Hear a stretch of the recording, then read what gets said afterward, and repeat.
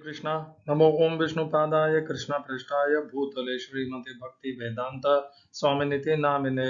हरे कृष्णा कृष्णा कृष्णा हरे हरे, हरे राम राम राम हरे हरे। श्रील ऐसी भक्ति वेदांत स्वामी प्रभुपाद की जय। आचार्य महात्मा गांधी जी की जय। भगवद गीता 2020 में आपका स्वागत है। आज 7वें अध्याय का 7वां श्लोक हम चर्चा करेंगे। इसकी भगवान ज्ञान विज्ञान योग इस अध्याय का नाम है। भगवान ने अपने विषय में बताना 7वें अध्याय के 4थे श्लोक से प्रारंभ किया था। हम करके श्लोक की पुनर्कथन करते हैं। तो कल भगवान ने हमें बताया था, एतद्योनीनि भूतानि सर्वाणि त्युपधारय अहम कृष्णस्य जगतः प्रभव प्रलयस्तथा। तो भगवान ने 7वें अध्याय के 4थे श्लोक में जो अपरा प्रकृति के 8 भिन्न भिन्न बताए थे भाग, और 5वें श्लोक में अपनी परा प्रकृति अर्थात जीव बताया था। और इन दोनों से ये समस्त भूत प्राणी, सर्वाणी भूतानि, भूतानि अर्थात समस्त प्राणी, भले वो कैंचुआ हो, कुत्ता हो, बिल्ली हो, चूहा हो, मनुष्य हो, बैल हो, हाथी हो, गाय हो, सब इन्हीं अपरा और परा प्रकृति के मिलन से संयोग से, दोनों के योग से उत्पन्न हुए हैं सब, और उसी से धारण किए जाते हैं। फिर भगवान कहते हैं, अहम कृष्णस्य जगतः प्रभव प्रलय तथा, मैं ही इस जगत का उत्पत्ति तथा विनाश का कारण हूं। और फिर कल हमने चर्चा की थी कि क्यों यह आवश्यक है इस संसार में भगवान को उत्पत्ति और विनाश का कारण जानना और मानना। जो मनुष्य इस जगत को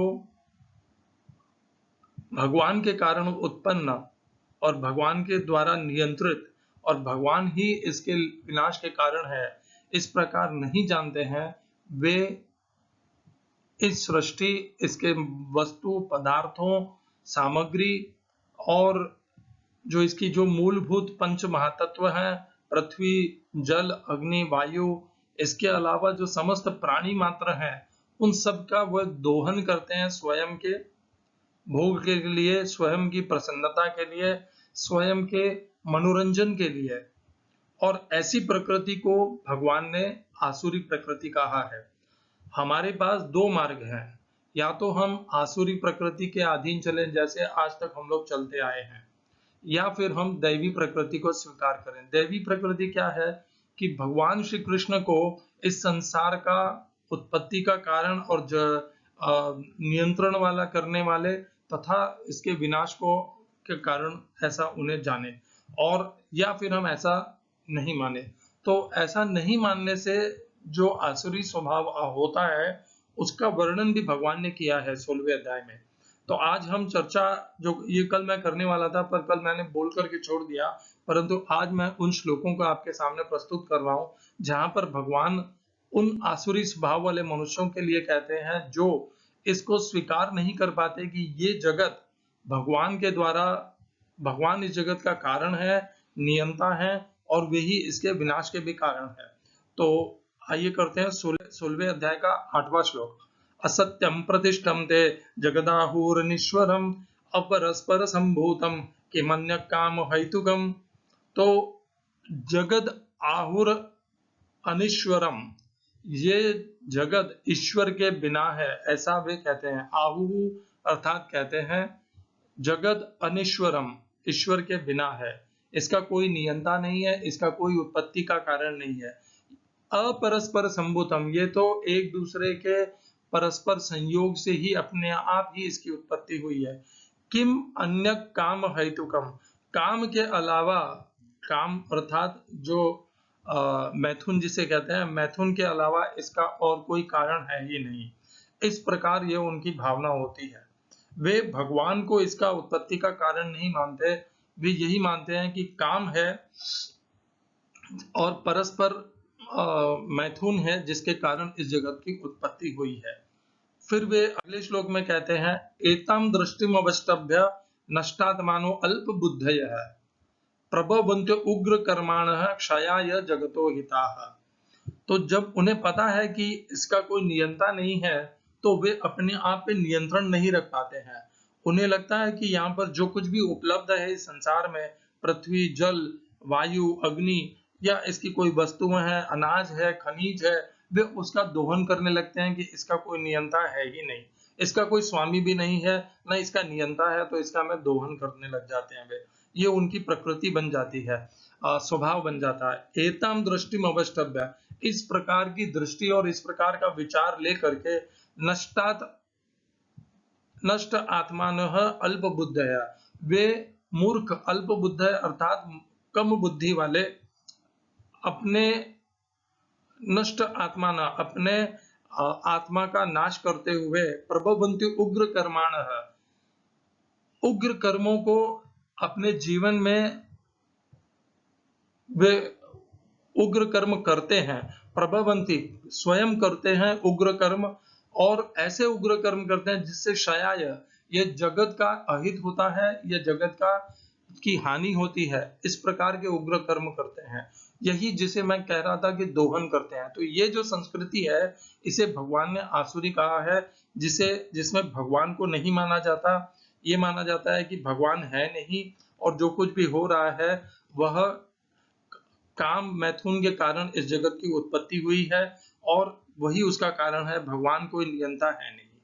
इस प्रकार का यह जो सोच है, इससे क्या होता है कि वे जब किसी का कुछ छीनते हैं, उन्हें लगता है कि जब कोई नियंता ही नहीं है, तो कोई इसका स्वामी नहीं है, तो मैं किसी का भी कुछ भी छीन भी लूं तो मुझे कोई रोकने वाला नहीं है, कोई टोकने वाला नहीं है, कोई नियम नहीं है मेरे ऊपर। तो इस प्रकार वे अपने आप को स्वतंत्र कर लेते हैं। इसके विपरीत जो मनुष्य भगवान को स्वामी मानते हैं, समस्त इस संसार का स्वामी मानते हैं, नियंता मानते हैं, और उत्पत्ति का कारण मानते हैं, वे कुछ भी इस संसार में अनुचित करने से डरते हैं, अपने आप को बचाए रखते हैं, क्योंकि उन्हें पता है कि इस जगत का एक मालिक है और वही नियंता है, और यदि मैंने उस नियंता के कानून को तोड़ा तो वह नियंता मुझे दंड देगा।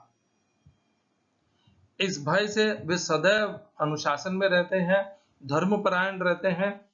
यही दैवी प्रकृति के मनुष्यों का व्यवहार होता है, और जो आसुरी स्वभाव है वह इसके विपरीत है, वे दोहन करते जाते हैं। आज के हमारे जो राजनेता है, आज के हमारे जो फिल्म अभिनेता हैं, अभिनेत्री हैं, ये सब इसी प्रकार से इस सृष्टि का, इस समाज का दोहन करते हैं, अपने व्यक्तिगत भोग के लिए, संग्रह के लिए इसका दोहन करते हैं।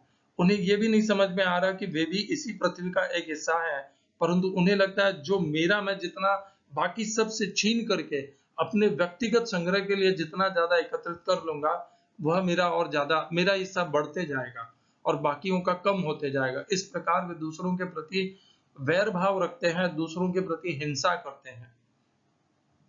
ये है भगवान को उत्पत्ति, नियंता और विनाश का कारण नहीं मानने से उत्पन्न होने वाले व्यवहार, और वे व्यवहार किस प्रकार इस संसार में।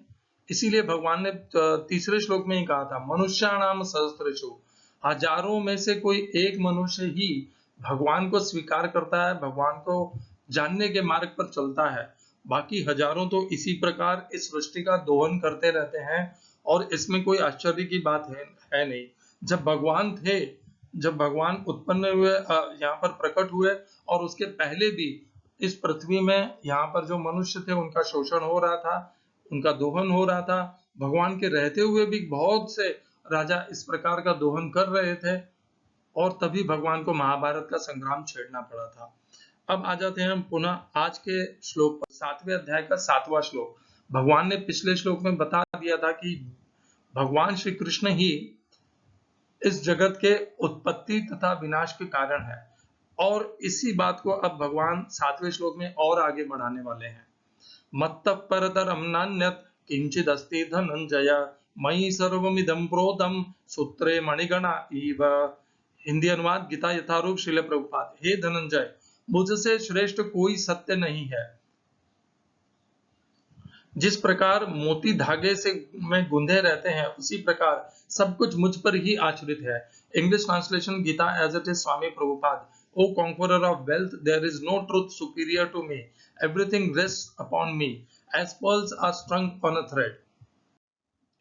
मत्तः, मुझसे परे, परतरम, श्रेष्ठ, न नहीं अन्य कुछ भी किंचित अस्ति है धनंजय, ओ धन के विजेता। दूसरी पंक्ति, मई मैं ही, मुझमें, सर्वम सब कुछ, इदम यह जो कुछ भी हम देखते हैं, प्रोतम गूंथा हुआ है, सूत्रे धागों में, मणि गणा मोतियों के दाने, ईव जिस प्रकार।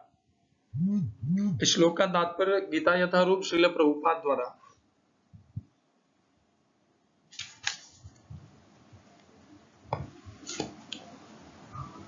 परम सत्य साकार है या निराकार, इस पर सामान्य विवाद चलता है।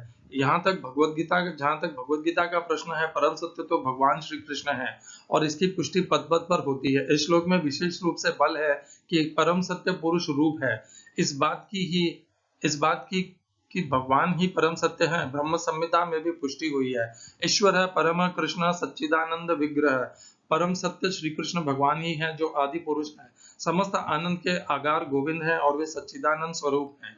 ये सब प्रमाण निर्विवाद रूप से प्रमाणित करते हैं कि परम सत्य परम पुरुष है जो समस्त कारणों का कारण है। फिर भी निरीश्वरवादी श्वेताश्वर उपनिषद में उपलब्ध वैदिक मंत्र के आधार पर तर्क करते हैं। भौतिक जगत में ब्रह्मांड के आदि जीव ब्रह्मा को देवताओं, मनुष्यों तथा निम्न प्राणियों में सर्वश्रेष्ठ माना जाता है, किंतु ब्रह्मा के परे एक इंद्रियातीत ब्रह्म है जिसका कोई भौतिक स्वरूप नहीं होता है और जो समस्त भौतिक कलमश से रहित होता है। जो व्यक्ति उसे जान लेता है वह भी दिव्य बन जाता है, किंतु जो उसे नहीं जान पाते वे सांसारिक दुखों को भोगते रहते हैं।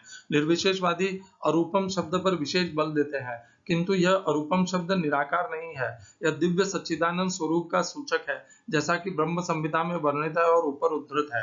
श्वेताश्वर उपनिषद के अन्य श्लोकों से भी इसकी पुष्टि होती है। मैं उन भगवान को जानता हूँ जो अंधकार की समस्त भौतिक अनुभूतियों से परे हैं। उनको जानने वाला ही जन्म तथा मृत्यु के बंधन का उल्लंघन कर सकता है। उस परम पुरुष के इस ज्ञान के अतिरिक्त मोक्ष का कोई अन्य साधन नहीं है। उन परम पुरुष में से बढ़कर कोई सत्य नहीं, क्योंकि वे श्रेष्ठतम है। वे सूक्ष्म से भी सूक्ष्मतर है और महान से भी महानतर है। वे मूक वृक्ष के समान स्थित हैं और दिव्य आकाश को प्रकाशित करते हैं। जिस प्रकार वृक्ष अपनी जड़ें फैलाता है, वे भी अपनी विस्तृत शक्तियों का प्रसार करते हैं। इन श्लोकों से निष्कर्ष निकलता है कि परम सत्य ही श्री भगवान है और जो अपनी विविध परा अपरा शक्तियों के द्वारा सर्वव्यापी है। ओम अज्ञानतिमिरन्धस्य ज्ञानाञ्जनशलाकया चक्षुरुन्मीलितं येन तस्मै श्री गुरुवे नमः। एकम शास्त्रम देवकी पुत्र गीतम, एक ही शास्त्र श्रीमद् भगवत गीता, और किसी शास्त्र, ब्रह्म संहिता, उपनिषद किसी की कोई आवश्यकता नहीं है। वे केवल आपको भ्रमित कर सकते हैं। आपके मार्ग का कोई भी निवारण और शास्त्रों के आधार पर नहीं निकल सकता। एको देवो देवकी पुत्र एव, एक ही भगवान श्री कृष्ण, एको मंत्र तस्य नामानि यानि, एक ही मंत्र उनके नाम का महामंत्र। हरे कृष्ण कृष्ण कृष्ण हरे हरे, हरे राम राम राम हरे हरे। कर्मापेकम तस्य देवस्य सेवा, अपने कर्मों के द्वारा नित्य भगवान श्री कृष्ण की सेवा कीजिए। हरे कृष्णा। तो प्रभुपाद ने यहाँ पर ब्रह्म संहिता उपनिषदों का उल्लेख किया है। हम उनको छोड़ करके आगे बढ़ते हैं। भगवत गीता अपने आप में परिपूर्ण है। 7वें अध्याय के दूसरे श्लोक में भगवान ने कहा था, ज्ञानम ते हम सब विज्ञानम इदम वक्ष्याम शेषतः, यद् ज्ञात्वा नेह भूयो न ज्ञातव्यम अवशिष्यते। भगवत गीता में भगवान जो अभी जो ज्ञान दे रहे हैं, ज्ञान विज्ञान, वह अशेषत है। इसके बाद और कुछ जानना शेष रह ही नहीं जाता है। इसलिए ब्रह्म संहिता और उपनिषदों की कोई आवश्यकता है नहीं। भगवत गीता में भगवान ने जो ज्ञान दिया है वह उनके स्वयं के घोषणा के अनुसार पूर्ण है, और उसको जानने के बाद, भगवत गीता के ज्ञान को जानने के बाद और कोई जानना आवश्यक भी नहीं है और शेष भी नहीं रह जाता है। तो सारी ब्रह्म संहिताओं, उपनिषदों को आप हटा लीजिए, छोड़ दीजिए और भगवत गीता में अपने आप को केंद्रित कर लीजिए, उसी में अपने आप को स्थिर कर लीजिए। इस श्लोक का अर्थ करते हैं, मत्तः परतरम नान्यत्, मत्तः मुझसे परे, परतरम परा का भी जो तरम अर्थात जो सर्वश्रेष्ठ है, न अन्य ऐसा कुछ भी नहीं है हे धनंजय। तो पिछले श्लोक में भगवान ने अपने आप को इस संसार का उत्पत्ति तथा विनाश का कारण बताया था। भगवान ने कहा था एतद्योनीनि भूतानि सर्वाणि इत्युपधारय अहम कृष्णस्य जगतः प्रभव प्रलयस्तथा, मैं ही इस संपूर्ण जगत का उत्पत्ति तथा लय का कारण हूं। अब इसी बात को भगवान और आगे एक चरण में ले जा रहे हैं। भगवान ने पिछले श्लोक में तो यहां तक कहा था कि मैं ही हूं उत्पत्ति, और अब ये कहता है मुझसे बड़े कोई है ही नहीं। तो बहुत से लोग इस प्रकार भगवान श्री कृष्ण से बड़ा कभी किसी को मानते हैं, कभी किसी को मानते हैं, कुछ शिव जी को मानते हैं। मेरी किसी से कोई विरोध नहीं है, मैं सब में सबका सम्मान करता हूँ। कोई नारायण को मानते हैं, कोई विष्णु जी को मानते हैं, कोई राम भगवान को मानते हैं, कोई हनुमान जी को मानते हैं, कोई शनिदेव को मानते हैं, कोई साई को मानते हैं, शिरडी के साई बाबा को मानते हैं, कोई गणपति जी को मानते हैं, विघ्नहर्ता गणेश को मानते हैं, जैसे जैसे जिसकी जिसकी अभी तक जो आज श्रद्धा है। तो भगवान श्रद्धा के विषय में भी आगे बताएंगे कि ये जो अन्य देवी देवताओं को प्रति श्रद्धा रखने की बात है, जो उनके प्रति है, तो उस वो अविधि पूर्वक है, ये भगवान आगे बताएंगे। यहां पर भगवान क्या बता रहे हैं? भगवान कहते हैं कि मुझसे परे कुछ है ही नहीं। ये स्वयं भगवान श्री कृष्ण की घोषणा है कि उनसे परे कुछ भी नहीं है। हमें बचपन से आज तक हम पंडितों ने, ब्राह्मणों ने बहुत कुछ समझाया है कि विष्णु जी सर्वश्रेष्ठ हैं, नारायण भगवान सर्वश्रेष्ठ हैं, राम भगवान सर्वश्रेष्ठ। इस प्रकार जिसकी जैसी जैसी श्रद्धा रही है उन्होंने हमें वैसा सिखाया है। भगवान यहाँ पर इस श्लोक में उस जो कुछ भी हमने आज तक सीखा है, जो कुछ भी हमारे मस्तिष्क में ज्ञान के रूप में भरा हुआ है, वो ज्ञान है या नहीं वो अलग बात है, जो कुछ भी आज तक भरा हुआ है उसको यहाँ पे नष्ट कर रहे हैं और हमारी बुद्धि को सटीक एक लक्ष्य में कर रहे हैं। क्या कहते हैं? मुझसे परे कुछ है ही नहीं। जब भगवान से परे कुछ है ही नहीं और अन्य जितनों को भी हम भज रहे हैं वे भगवान से परे नहीं है, श्री कृष्ण से, तो उनको भजने से क्या लाभ? हमें तो जीवन में सबसे सर्वश्रेष्ठ जिन्हें हम भगवान मानते हैं, जानते हैं, उनको भजना चाहिए। और भगवान ने इस श्लोक में, पिछले श्लोक में ही कह दिया था कि मैं कारण हूं, और इस श्लोक में उन्होंने ये घोषणा ही कर दी कि मुझसे बड़ा कोई है ही नहीं। और अगले पंक्ति में वे क्या कहते हैं? मयि सर्वमिदं प्रोतम सूत्रे मणिगणा इव। तो ये और भी उन्होंने अपनी शक्तियों का यहाँ पर हमें उनसे, उनकी शक्तियों से परिचित कराया है भगवान ने। तो माला कैसे बनती है?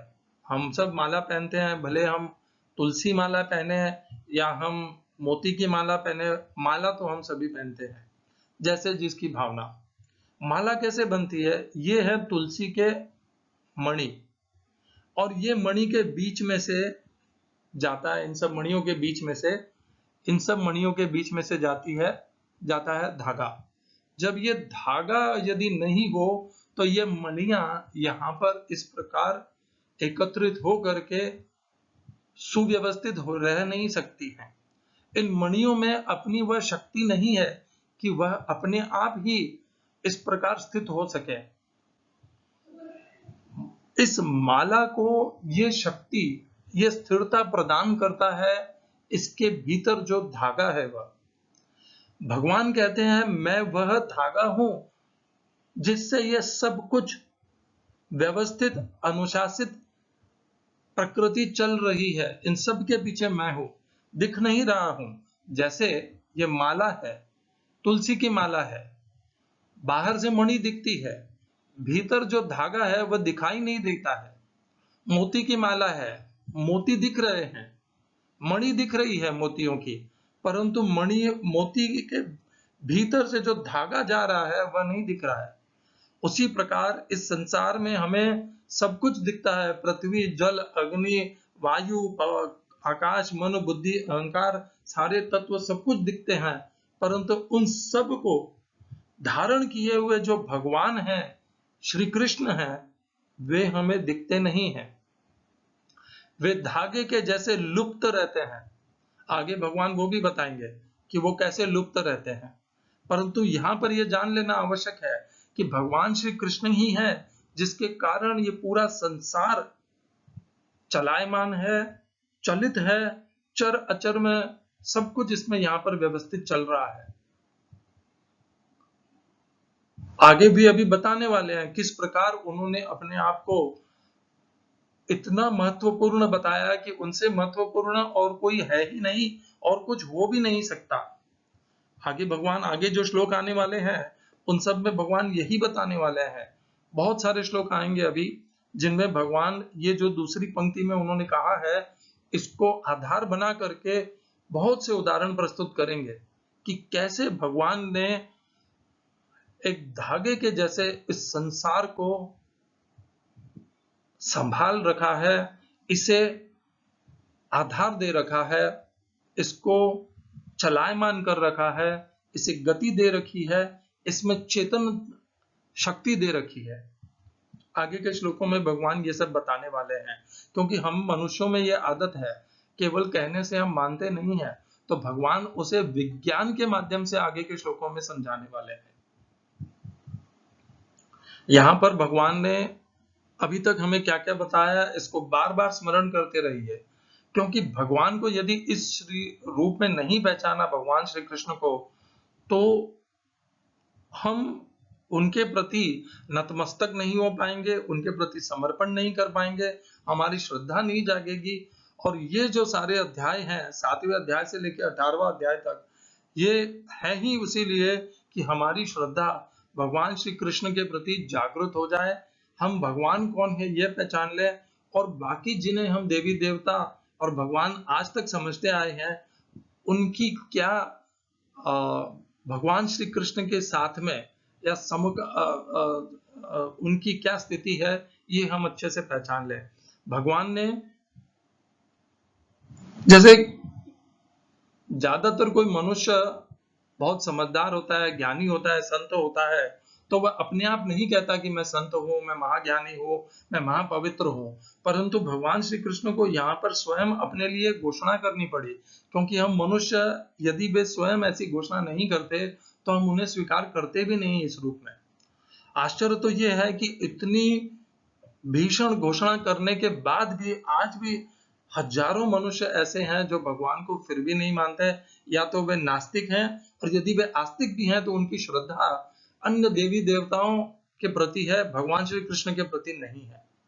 ये भी एक आश्चर्य है। और वे उसके पश्चात भी ये कहते हैं कि हम भगवत गीता में बहुत विश्वास करते हैं, बहुत श्रद्धा है हमारी, और भागवत कथा भी सुनते हैं, परंतु उसके बाद भी उनकी श्रद्धा, उनका पूजन, उनकी वंदना किन्हीं और देवी देवताओं के प्रति है।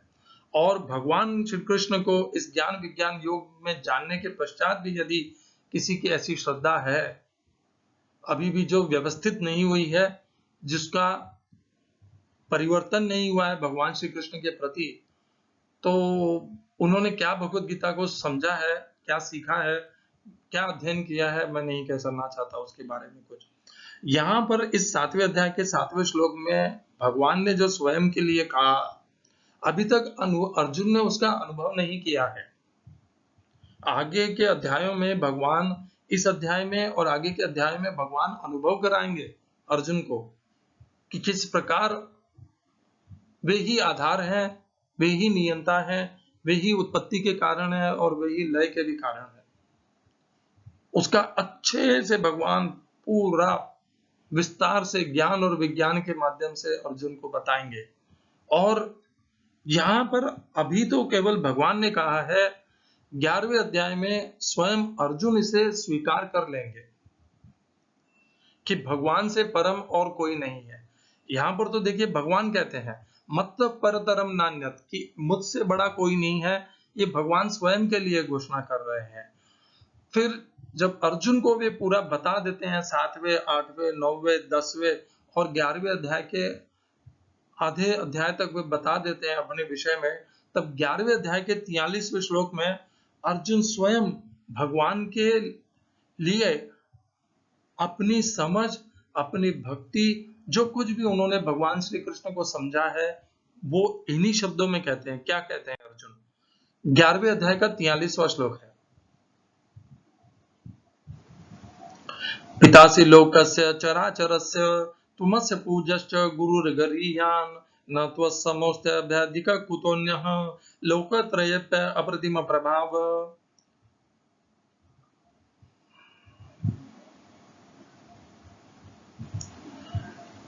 हिंदी अनुवाद गीता यथारूप श्रील प्रभुपाद। आप इस चर तथा अचर संपूर्ण दृश्य जगत के जनक हैं। आप परम पूज्य महान आध्यात्मिक गुरु हैं। तमस्य पूज्यश्च गुरुर्गरीयान। न तो कोई आपके तुल्य है, न त्वत्समोऽस्त्य भ्यधिक कुतोऽन्य, न ही कोई आपके समान हो सकता है। अतुल शक्ति वाले प्रभु, भला तीनों लोकों में आपसे बढ़कर कोई कैसे हो सकता है। English translation Gita as it is Swami Prabhupada. You are the father of this complete cosmic manifestation and the worshipable sheep, the spiritual master. No one is equal to you, nor can anyone be one with you. Within the three world, your power is immeasurable. तो पहली पंक्ति में अर्जुन कहते हैं भगवान की प्रति अपना भाव व्यक्त करते हैं, कहते हैं पितासी, आप इस चराचर जगत के उत्पत्ति के कारण हो। पिता कौन होता है? उत्पत्ति का कारण होता है।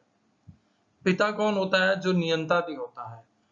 पितासी लोकस्य चराचरस्य, भगवान ने तो अभी तक कहा था केवल भूत प्राणियों के लिए, अर्जुन ने यहाँ पर कह दिया चर और अचर दोनों के लिए। चर अर्थात जो चरने वाले हैं या चलने वाले हैं, जो एक स्थान से दूसरे स्थान पर जा सकते हैं, और अचर अर्थात जो एक ही स्थान पर अडिग रहते हैं।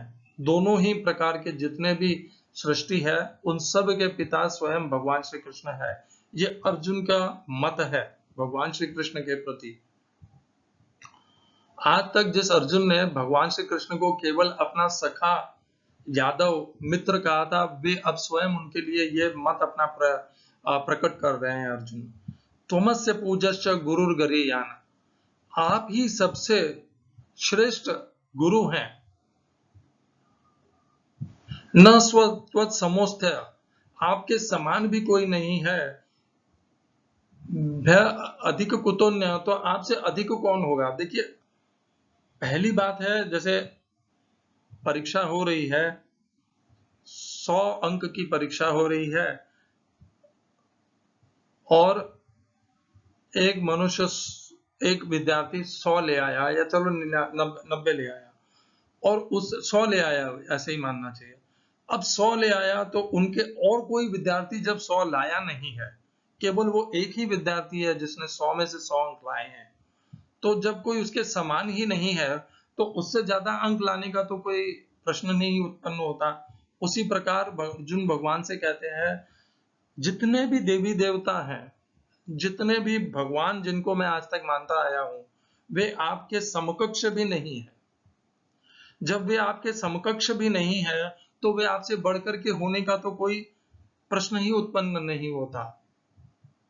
तो अर्जुन ने इस श्लोक में भगवान श्री कृष्ण को परम स्वीकार कर लिया। परम, जो भगवान ने 7वें अध्याय के 7वें श्लोक में कहा था, मत्तः परतरम नान्यत् किंचिदस्ति धनंजय मयि सर्वमिदं प्रोतम सूत्रे मणिगणा इव, वही भगवान अर्जुन ने यहाँ पर स्वीकार किया। जब भगवान ने 7वें, 8वें, 9वें, 10वें और 11वें अध्याय में अर्जुन को अपना पूर्ण परिचय दे दिया, अपने भगवत तत्व का, भगवान ने, श्री कृष्ण ने पूर्ण पुरुषोत्तम तत्व का परिचय दे दिया, तब अर्जुन ने उसे स्वीकार कर लिया। और क्या कहते हैं आखिरी पंक्ति में, लोकत्रयेऽप्य अप्रतिम प्रभाव, आपका प्रभाव भी अप्रतिम है, और इन समस्त लोगों को आप ही धारण किए हुए हैं। लोकत्रयेऽप्य, 3 लोकों में अप्रतिम प्रभाव है आपका। जैसे भगवान ने उस श्लोक में कहा था, 7वें अध्याय के 7वें श्लोक में, मत्तः परतरम नान्यत् किंचिदस्ति धनंजय। फिर दूसरी पंक्ति में कहा, मयि सर्वमिदं प्रोतम सूत्रे मणिगणा एव, मैं ही वह आधार हूं, वह धागा हूं, जिससे ये सारे सृष्टि के अनेक अनेक तत्व एकत्रित होकर के एक सृष्टि जैसे सुशोभित हैं। वही भगवान का यहाँ पर अर्जुन कह रहे हैं, लोकत्रय पे, इन दोनों लोगों को में आप ही का अप्रतिम प्रभाव विद्यमान है, जिससे ये तीनों लोक स्थिर है, तीनों लोक नियंत्रित हैं, और तीनों लोग जिससे चलायमान है। ये अर्जुन का अब मत हो गया है। इतना परिवर्तन आया है। जब भगवत गीता का प्रारंभ हुआ था, अर्जुन भगवान श्री कृष्ण को अपना सारथी बनाए। दूसरे अध्याय के 7वें श्लोक में उन्होंने भगवान श्री कृष्ण की शरण स्वीकार की, उन्हें अपना गुरु बनाया और स्वयं को अर्जुन ने भगवान श्री कृष्ण का शिष्य बनाया। और वहां से जो भगवान ने गीता का उपदेश ज्ञान प्रदान किया, उससे जो अर्जुन का परिवर्तन हुआ 11वें अध्याय में, वैसे तो 10वें में ही वे कह देते हैं, परंतु यहाँ पर और विशेष करके कह देते हैं, अर्जुन पूर्णतया भगवान श्री कृष्ण को पिता, चराचर जगत के उत्पत्ति के, लय के, सबके कारण सर्वश्रेष्ठ परम पुरुष मान लेते हैं। हम कब मानेंगे वो नहीं पता। अर्जुन ने तो 10वें अध्याय में भी मान लिया था और 11वें अध्याय में भी मान लिया था कि भगवान ही परम पुरुष है। इसके पहले भगवान बताते रहे, जैसे 7वें अध्याय में अभी भगवान बता रहे हैं अपने बारे में। और जो आज तक अर्जुन भगवान श्री कृष्ण को अपना मित्र, सखा, यादव इससे ऐसे मान रहे थे, वे अब उस भाव को छोड़ करके भगवान श्री कृष्ण को परम पुरुष मान चुके हैं, परम देव, परम भगवान मान चुके हैं, पूर्ण पुरुषोत्तम मान चुके हैं। इस श्लोक से अर्जुन झूठ तो नहीं बोलते। अर्जुन में ऐसी कोई अवगुण नहीं है कि वे भगवान को प्रसन्न करने के लिए उन्हें, जैसे कहते हैं हम बटर लगा रहे हैं, कोई मक्खन तो नहीं लगा रहे वे भगवान को। उन्हें जो भगवान के प्रति ज्ञान हुआ, विज्ञान प्राप्त हुआ, उन्होंने भगवान के विश्वरूप दर्शन को प्राप्त किया। और विश्वरूप दर्शन प्राप्त करने के बाद उन्हें जो अनुभव हुआ, उन्हें जो भावना हुई, वह अर्जुन अपने इस 11वें अध्याय के 43वें श्लोक के माध्यम से भगवान के प्रति व्यक्त कर रहे हैं। उसको अपनी भक्ति को, भगवान श्री कृष्ण के प्रति अपने समर्पण को, अपनी श्रद्धा को, अपने कर्म को, अपने जीवन को, व्यवहार को व्यवस्थित बनाइए कि सारा अज्ञान, सारे पाप सब धुल जाएं, ताकि पवित्रता होगी। तभी इस प्रकार हम भगवान श्री कृष्ण को ऐसे जैसे अर्जुन ने माना है, उस प्रकार से हम उन्हें इस समस्त सृष्टि का पिता, माता, धाता, पितामह और सबसे सर्वश्रेष्ठ मान सकेंगे। जब तक हम इस स्थिति में नहीं पहुंचेंगे, हम भटकते रहेंगे। अनेकों देवी देवताओं और भगवान के प्रति हमारी श्रद्धा और भय हमें ले जाता रहेगा। और भगवान ने 7वें अध्याय में यही प्रारंभ कर दिया बताना, मत्तः परतरम नान्यत् किंचिदस्ति धनंजय मयि सर्वमिदं प्रोतम सूत्रे मणिगणा इव। समझिए भगवान श्री कृष्ण को। ज्ञान विज्ञान योग चल रहा है।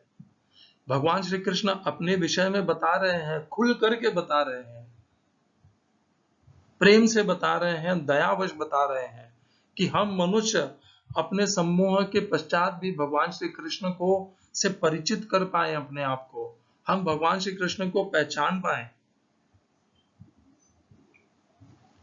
अपनी बुद्धि का, विवेक का प्रयोग कीजिए।